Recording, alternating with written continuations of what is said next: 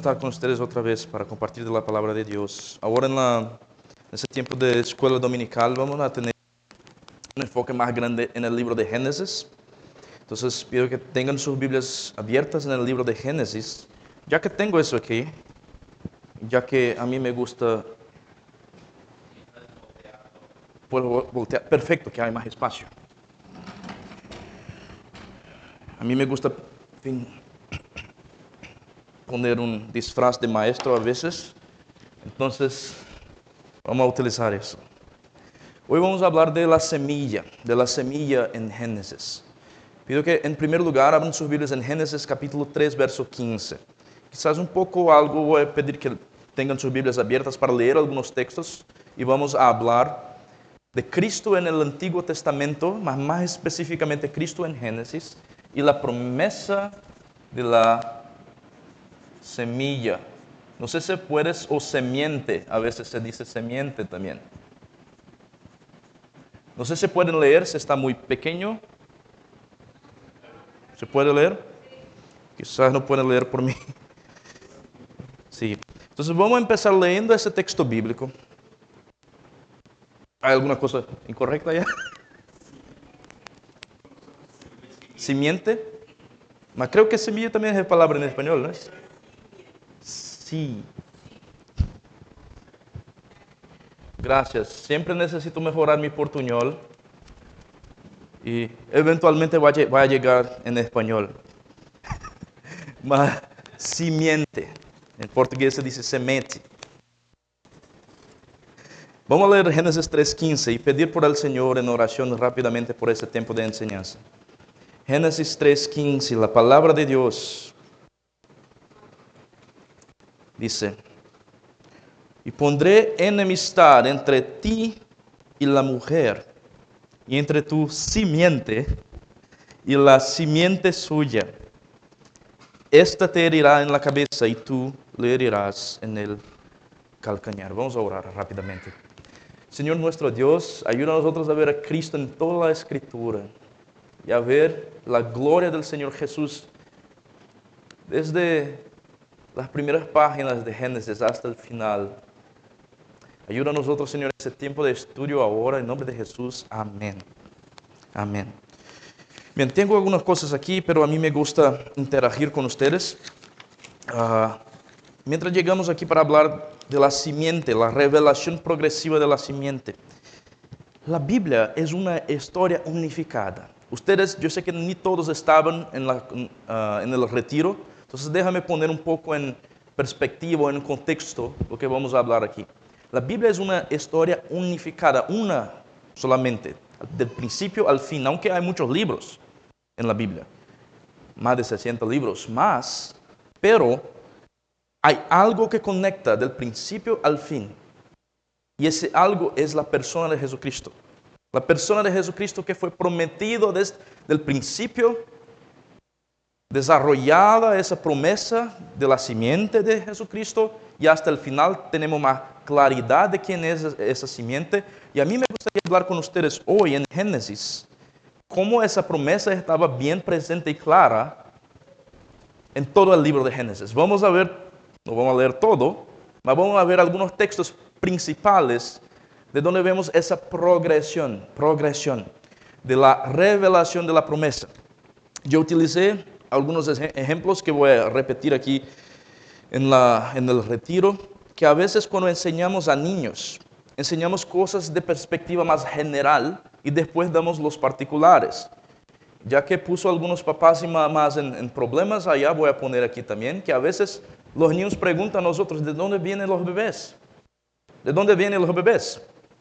Y no vas a explicar todos los particulares de eso, pero la manera que pensé que puedo explicar a un niño de 2 o 3 años es decir, más o menos así, hay una simiente que papá puso en mamá y después creció y vino tu hermano o tu hermana.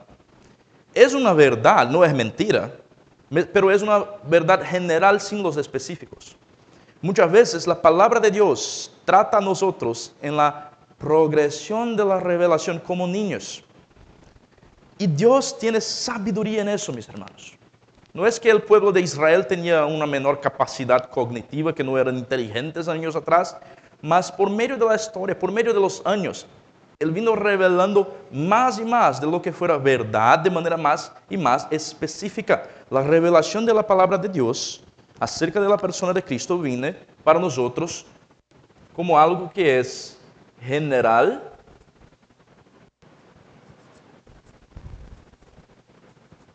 y va a el específico. Si hay algo incorrecto, perdóname, mas voy a continuar aquí. Quizás un acento. Específico, viene del general al específico. Así que tenemos más y más claridad, mas lo que es general no es menos verdad que lo que es también específico. La palabra de Dios siempre habla verdad. Así que cuando llegamos al Nuevo Testamento y vemos la persona de Cristo con todas las cosas específicas, que su papá fue José, su mamá María, tenemos más informaciones, mas no es menos verdad lo que había ya sido revelado en el Antiguo Testamento. En el libro de Génesis, cuando Dios llega a la serpiente, al hombre y a la mujer para hablar de las consecuencias de la desobediencia, con la maldición Dios da también una promesa de uno que va a venir para revertir la maldición. Y Génesis 3:15 que leemos dice: pondré enemistad entre ti y la mujer, y entre tu simiente y la simiente suya. Dos simientes, simiente de la mujer, simiente de la serpiente. Dos simientes. Pero la palabra simiente, y eso es parte de cómo Dios revela de manera profética en el Antiguo Testamento, profecías predictivas, Dios utiliza muchas veces un lenguaje que es intencionalmente ambiguo, que nos deja 100% claro, y es parte del propósito pedagógico de Dios, es parte de cómo Dios nos enseña. No da todo, mas da solamente el suficiente, lo que necesitamos saber. Seguimos leyendo Génesis. Hay esa promesa de que va a venir dos semientes, y el resultado es que ese semiente que va a esmagar, herir la cabeza de la serpiente, es más y más puesto para nosotros con detalles de su identidad.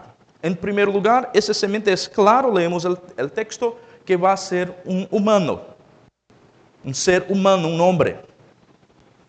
A ese punto, quizás podría pensar quizás una mujer, mas un ser humano, uno que es descendiente de la mujer. Mas como está aquí más claro después, incluso Eva mismo parece comprender que ya es un hombre. No voy a entrar en detalles aquí, mas en capítulo 4, cuando tiene Caín y Abel y sus hijos, Eva parece indicar, cuando dice que por voluntad de Jehová he adquirido varón, que conoce que va a ser un varón, un hombre. Y seguimos leyendo Génesis, y aquí voy a necesitar presuponer que ya leyeron Génesis, pues hay muchas cosas para cubrir. Mas seguimos leyendo Génesis, y hay la historia de Génesis que va a venir en primer lugar un hombre. Entonces, primera cosa que vemos aquí, que Génesis habla acerca de Jesucristo, que es esa simiente, que es esa semilla, un hombre. Y seguimos leyendo las promesas que se van a añadir por medio del libro de Génesis, hablando de esa promesa de ese hombre. Génesis 9:27 hay aquella historia del pacto de Dios con Noé. Toda la historia terrible de la embriaguez de Noé que leemos en el texto bíblico. Sus hijos, Sem, Can y Jafet. De los tres hijos, hay uno que va a retirar la nudez del padre, hacer broma de eso. Saben la historia. Pero después de ese evento mal que pasa, Noé va a hablar de una profecía. Maldito sea Canaán, dice verso 25 de capítulo 9. La profecía de Noé después de uno de sus hijos humillar a su padre y los otros hijos cubrir la vergüenza del padre.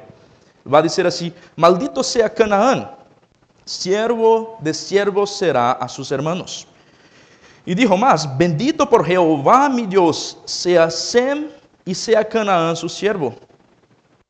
Engrandezca Dios a Jafet y habite en las tiendas de Sem, y sea Canaán su siervo. En esa profecía que viene luego después, si leemos atentamente el texto bíblico, y hay cosas que no puedo traer en detalles aquí, mas déjame decir en general que la estructura de paralelismo de Hebreo, que muchas veces dice que una cosa aclara otra cosa, da a nosotros la concepción que eso no es solamente un nombre. Pues dice así, en esa profecía, en verso 27, cuando dice, para Dios engrandecer a Jafet, la referencia que viene en el verso siguiente, que dice, habite en las tiendas de Sen, está hablando de Dios habitar en las tiendas de Sen, no de Jafet. Podemos hablar de eso después con más detalles, mas lo que quiero añadir aquí es que un hombre, Dios, es prometido. Tenemos un poco más de claridad de quién es esa simiente.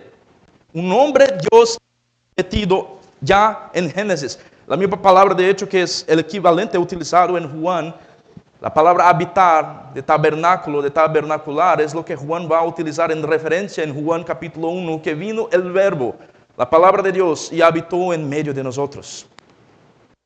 La promesa de la encarnación de Cristo ya está en Génesis 9. Mas seguimos leyendo el libro de Génesis y cómo habla de esa semilla, de esa simiente, que es Jesús. Un hombre Dios es la semilla, mas seguimos leyendo y hay una promesa de la semilla en la línea de Abraham, de los hijos de Abraham. Génesis capítulo 12. Dios llama a Abraham, antes Abraham, después Abraham, versos 1 a 3. Pero Jehová había dicho a Abraham, vete de tu tierra y de tu parentela y de la casa de tu padre a la tierra que te mostraré. Y haré de ti una nación grande, te bendeciré, engrandeceré tu nombre, serás bendición. Bendeciré a los que te bendijeren y a los que te maldijeren, maldeciré. Serán benditas en ti todas las familias de la tierra. Abraham se fue, obedeció a Dios. Seguimos con la vida de Abraham, más promesas en capítulo 22. Versos 17 y 18 de 22. Yo sé que es un panorama aquí, mas es para hablar de un tema solamente en Génesis. Versos 17 y 18 de capítulo 22 dice así. De cierto, Dios habla, el ángel de Jehová habla a Abraham por segunda vez. De cierto te bendeciré y multiplicaré tu descendencia como las estrellas del cielo y como la arena que está a la orilla del mar. Y tu descendencia poseerá las puertas de sus enemigos. En tu simiente serán benditas todas las naciones de la tierra, por cuanto obedeciste a mi voz. Tres elementos de lo que Jehová promete a Abraham en esas promesas por doquier en Génesis. El llamado por gracia, Abraham era un idólatra como todos de allá. Dios promete una simiente, una tierra y una bendición universal por medio de la simiente. Y la pregunta ¿es eso acerca de Abraham tener muchos hijos o tener una persona solamente como simiente? Pensamos muchos hijos, pues hay promesas acerca de muchos hijos en Génesis. No puedes contar como las estrellas en los cielos. Pero hay un doble significado en el sentido que en un versículo es muchos hijos, pero en el otro es una simiente solamente. El apóstol Pablo en Gálatas capítulo 3 va a interpretar eso y utilizar el singular de la palabra, particularmente en el verso 18 que leemos. Dios está prometiendo las dos cosas. Vas a tener muchos hijos, una descendencia que no puedes contar. Pero también utiliza el singular en Génesis 22, 18. En tu simiente singular serán benditas las naciones de la tierra. Entonces, ese lenguaje que da a nosotros las dos realidades, da a nosotros la concepción que va a ser un hombre Dios que va a venir y que va a ser el medio de la bendición. Un hombre Dios, si puedo poner así, para bendecir creo que se escribe así, las naciones. En otras palabras, en Génesis 12 hay la promesa de que Él va a tener muchos hijos. En Génesis 15 también, 17, Dios habla de la promesa, mas en Génesis 22 hay una simiente en singular que va a ser el medio por lo cual Dios va a bendecir todas las naciones. Parece un poco difícil, complicado, ahora complejo, mas ¿qué es que Dios está diciendo? Que esa semilla, esa simiente de Génesis 3:15, en Génesis 3:15, en Génesis 9, en Génesis 12, en Génesis 15, en Génesis 22, las promesas van quedando más específicas. Sí, Abraham va a tener muchos hijos, mas por medio de la simiente que es uno solamente, la bendición va a venir a las naciones, a los gentiles, a nosotros hoy. Y para no piense que estoy con locuras aquí, vamos a leer Gálatas capítulo 3, verso 16. Gálatas capítulo 3, verso 16.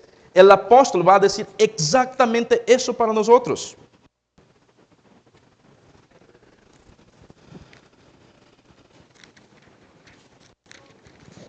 La palabra de Dios en Gálatas 3, 16 dice así. Déjame decir con 15 para contexto.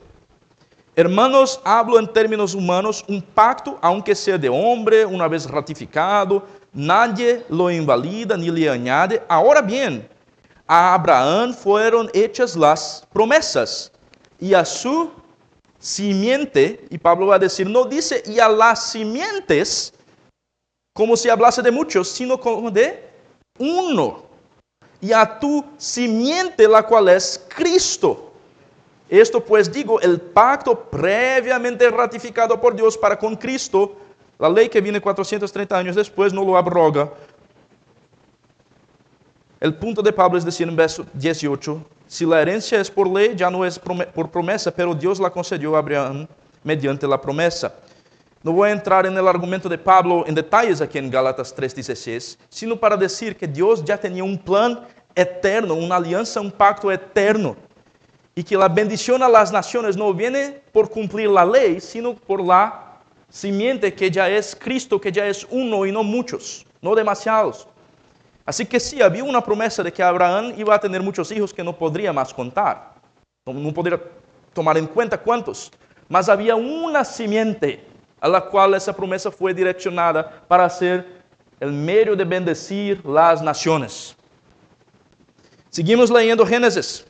Y hay muchas cosas que podría hablar aquí.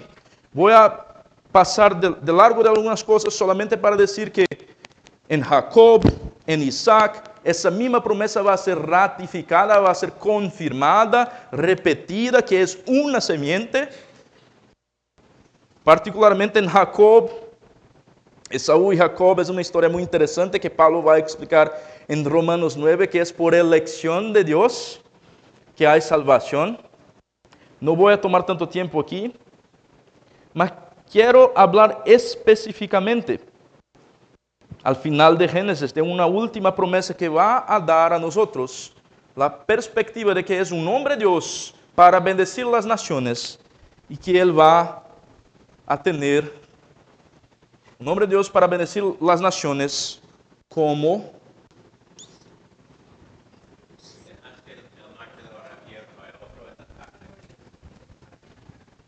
aquí. Bien. No funciona. Perdón. Para bendecir las naciones, nombre de Dios para bendecir las naciones como el rey. ¿Se dice rey o se escribe rey? Rey eterno. Creo que está correcto. Llegamos a Génesis capítulo 49. La Biblia está aquí. Génesis 49. Y hay una última promesa en ese libro de Génesis. Hay algunas otras en el medio que estoy pasando de largo, solo en las principales que, como ese libro habla acerca de Jesús. Versos 8 hasta 12. Tenemos aquí Jacob haciendo profecías a sus hijos. Interesante que él cambia las manos y los papás intentan poner al contrario, al revés. Y él básicamente dice, yo sé lo que estoy haciendo, déjame hacerlo. Muy bien, versos 8 adelante. Judá, te alabarán tus hermanos, tu mano en la cerviz de tus enemigos. Los hijos de tu padre se inclinarán a ti. Cachorro de león, Judá. De la presa subiste, hijo mío, se encorvó, se echó como león, así como león viejo. ¿Quién lo despertará? No será quitado el cetro de Judá, ni el legislador de entre sus pies, hasta que venga Silo, y a él se congregarán los pueblos. Hay promesas específicas y terrenales para todas las descendencias, pero hay una promesa aquí que es eterna. No se ha de quitar el cetro de la mano de Judá hasta que venga ¿quién? ¿O qué? Silo. Y la pregunta es, ¿qué es Silo? ¿Qué es Silo? ¿Es una ciudad? ¿Es una persona? ¿Es un lugar? Estoy hablando en términos generales de Génesis, entonces voy a pedir que confíen en mí.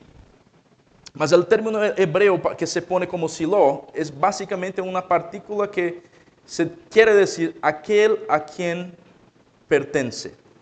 Hasta que venga aquella persona a quien pertenece. Pertenece, gracias. Pertenece es portuñol. Y mismo sin esa partícula, es claro en el verso siguiente también cuando se dice que y a él, como a una persona, se congregarán los pueblos. El hebreo aquí, al invés de ser traducido, es transliterado cuando pone Silo. Entonces, a veces no se queda muy claro. Mas quizás una traducción más clara sea, no será quitado el cetro de Judá, ni el legislador de entre sus pies. Judá siempre ha de tener un rey, hasta que venga aquel a quien él pertenece. Y a él, a esa persona, ese rey eterno, se congregarán las naciones. Entonces, el libro de Génesis, y sí, hay que tener trabajo, no es tan claro como abrir Juan 3:16, como tenemos aquí hermoso. Tenemos a Jesucristo. Sí, hay trabajo, es más general, no es tan específico. Tenemos una claridad hoy, sí es verdad, pero no es porque es general que es menos verdad. El libro de Génesis como un todo ya enseña a nosotros que un hombre de Dios para bendecir las naciones como el Rey eterno es prometido en la simiente. Y a mí me gustaría desafiar a ustedes y animar a ustedes, mis hermanos, que yo sé que el Antiguo Testamento muchas veces es más difícil de leer que el Nuevo, yo sé de eso. Hay genealogías, hay sacrificio, hay sangre aquí, sangre allá, y pone sangre en las orillas, y pone la mano en la cabeza de corderos y cosas. Mas esas cosas fueron hechas, fueron diseñadas en el plan de Dios para nuestra enseñanza. No vamos a pasar de largo y decir, voy solamente a leer el Evangelio de Juan, pues si haces eso, va a tener una pérdida muy grande. Si lees Génesis como se debe ser leído, con una mirada, con un enfoque en Jesucristo, vas, sí de hecho, descubrir que había un hombre Dios para bendecir a las naciones como el Rey eterno que fue prometido. Y la fe de los creyentes en el Antiguo Testamento estaba en él. Había una fe que miraba hacia frente, hacia el futuro. Tenemos una fe que mira al pasado, al evento de la cruz. Y también al futuro, aguardando con expectativas que Él venga. Sí hay más claridad en el Nuevo Testamento, pero no vamos a dejar de ganar, de ser bendecidos con la riqueza de la revelación del Antiguo Testamento. Aquí hay solamente un ejemplo de un libro, en paso largo en general, de cómo Cristo está allá. Promesas de la encarnación, promesa de la realeza de Dios, del Dios hombre como Rey eterno, promesa de que Él va a venir, promesa de salvación para las naciones. Así que ningún judío que tenía Génesis puede ser justificado en leer Levítico y pensar que es todo acerca de animales. Pues ya había una promesa que no es acerca de los animales mismos, del sacrificio mismo, mas para aquello que el sacrificio está apuntando. la promesa de la venida de la simiente. Entonces, bien, no sé qué hora que es. Temprano. Estoy sorpreso. ¿Puedo hacer? Sí, vamos a preguntas y a discusión aquí. Sí, dale, mi hermano, tienes uno.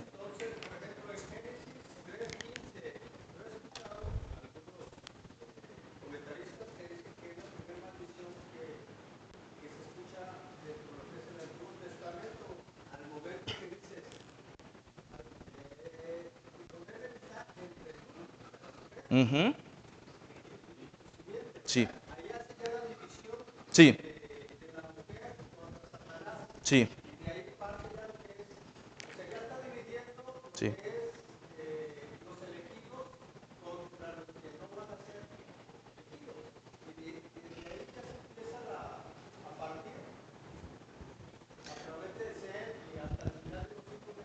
Sí. Sí. Sí, eso es verdad y hay más cosas que decir en Génesis. Yo como que caminé en pasos largos aquí. Mas déjame decir en términos generales aquí. Cuando vas a las genealogías, y aquí hay una razón por qué debe leer las genealogías. El Evangelio está allá, Génesis 4. Después de esa promesa tiene dos líneas, Génesis 5 también. Génesis 4 tiene Caín y Abel. Génesis 5 los descendientes de Adán. Y cuando lees con atención, vas a ver que hay como que un linaje más relacionado con pecados escandalosos y otro con adoración a Dios. En Génesis 5 va a leer, creo que me acuerdo bien, Génesis 5 que hay uno de los descendientes de Adán que va a decir, en aquel tiempo ellos empezaron a llamar el nombre de Yahweh. Así que Yahweh ya fue revelado bien antes de Éxodo, bien antes de la zarza ardiente. Pero hay también aquellos que están relacionados con pecados muy escandalosos. Aquellos que van a matar, destruir, que van a ser asesinos, que van a tener orgullo por su propio pecado. Y si lee con atención va a ver que hay como que una división de dos descendencias. Mas, al final de cuentas, eso no quiere decir que necesariamente el descendiente de un linaje es condenado y necesariamente el descendiente de otro linaje es salvo. Pues es interesante ese detalle también, que cuando leemos en Génesis capítulo 5, el primer versículo, este es el libro de las generaciones de Adán, el día en que crió Dios al hombre a semejanza de Dios lo hizo, varón y hembra los hizo, crió, los bendijo, como confesamos con la imagen de Dios, fueron creados. Verso 3, Adán vivió 130 años y engendró un hijo a su semejanza. Entonces hay dos cosas aquí para ver en esas dos lecciones importantes de la progresión del Evangelio en la genealogía. Por ejemplo, uno es que sí, vamos a tener personas marcadas por el pecado después de la caída y personas marcadas por adoración a Dios. Mas todos los descendientes de Adán también al mismo tiempo son hechos a semejanza, no más de Dios, más de Adán. Adán fue hecho a la semejanza de Dios con una imagen no corrompida. Y el texto deja muy claro que Dios hizo a Adán en su semejanza y después los hijos de Adán están, después de la caída, a su semejanza. Entonces, al mismo tiempo que hay dos líneas, muy claro, algunos marcados por pecado, otros marcados por adoración. Al mismo tiempo, todos están en el mismo paquete. ¿Qué es ese texto que la genealogía está enseñando a nosotros? Sí que hay elección, mas que al mismo tiempo que la depravación es total.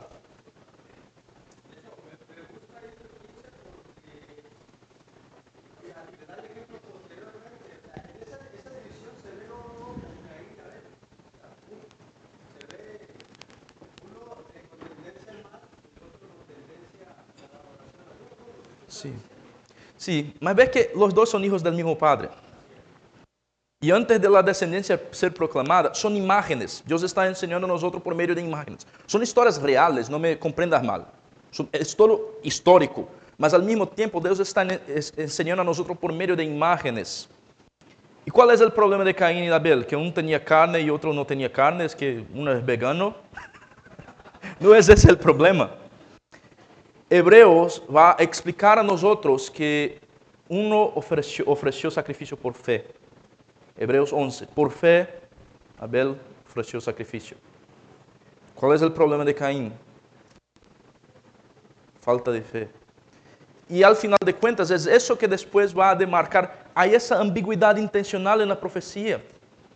La bendición ya es prometida a las naciones desde el principio.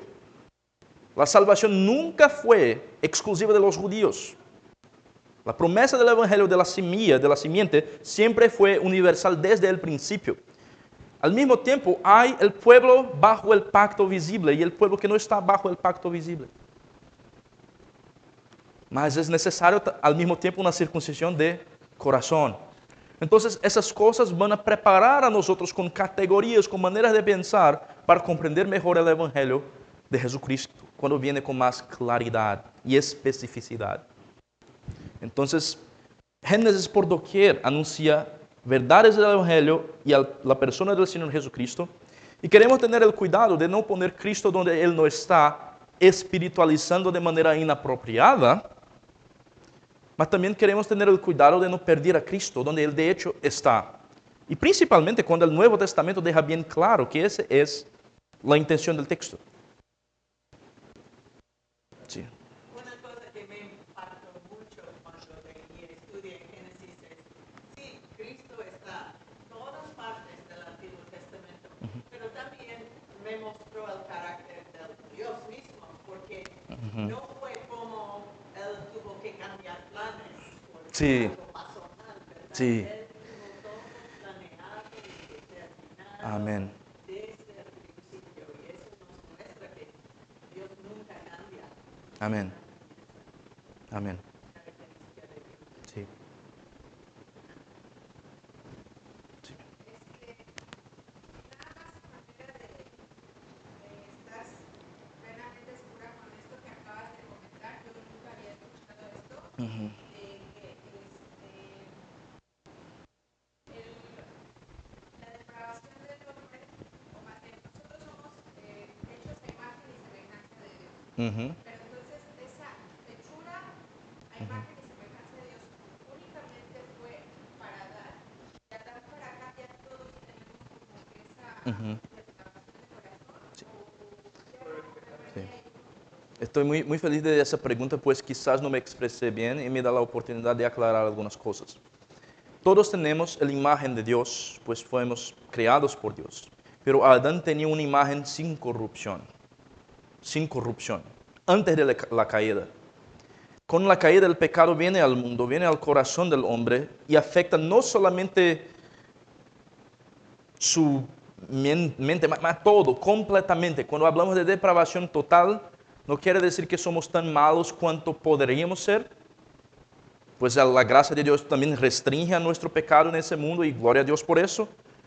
Mas quiere decir que toda nuestra facultad, todo nuestro pensamiento, todo nuestro ser, nuestras acciones, nuestro cuerpo, nuestras intenciones, nuestros deseos, todo es contaminado por el pecado. Y a mí me parece que cuando leemos esa sobreposición intencional, ese contraste, Adán fue hecho en un proceso de creación descrito de manera aparte. Hay capítulos dedicados a eso. Dios creó a Adán y Eva a su semejanza, así, con toda la creación y todo fue bueno. Mas después de eso, ¿cuál es el proceso, cuál es la historia que antecede la genealogía? Una historia de pecado, Caín y Abel. Me parece que literariamente, de la manera que el texto está puesto delante de nosotros, lo que está se destacando es, después de la caída, los hombres son hechos a semejanza de Adán, no como Adán fue creado por Dios sin contaminación, sino que ahora con contaminación, con corrupción, con una imagen que está roto, con pecado. La belleza de la creación de Dios ya no es lo mismo más. Y eso es verdad de tantas maneras, nuestros relacionamientos, pensamientos, en todo. Entonces no quiero decir que el hombre no tiene aún la imagen de Dios después de la caída, sino que esa imagen está manchada, está con una corrupción intrínseca que afecta todo nuestro ser. Por eso, depravación total, en la totalidad del ser. Y la promesa, sí, y Dios ya anticipa nuestra necesidad. Mas que es interesante que juntamente con la promesa de la semilla, no traté de eso en el texto, pero viene también una descripción más grande de nuestra necesidad.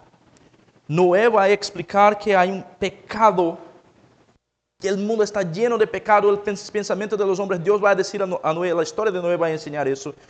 Los pensamientos de los hombres son más y más tendenciosos a pecado. A medida que hay una comprensión más grande y más clara y más específica de la promesa de la semilla, hay una comprensión más grande, más clara, más específica de nuestro pecado, de nuestra necesidad. Esas cosas vienen juntas. Sí. No sé si hay algo que quizás el pastor quiera comentar para aclarar alguna cosa que... Bien, creo que ya es hora, ya es 10:40. Estoy sorpreso conmigo. Normalmente tengo dificultad de... Sí, intenté hablar sin eso, así que creo que ayudó. Mas, muy bien, vamos a orar, vamos a orar. Y si hay alguna otra cosa que quieren hablar, podemos hablar después con un cafecito.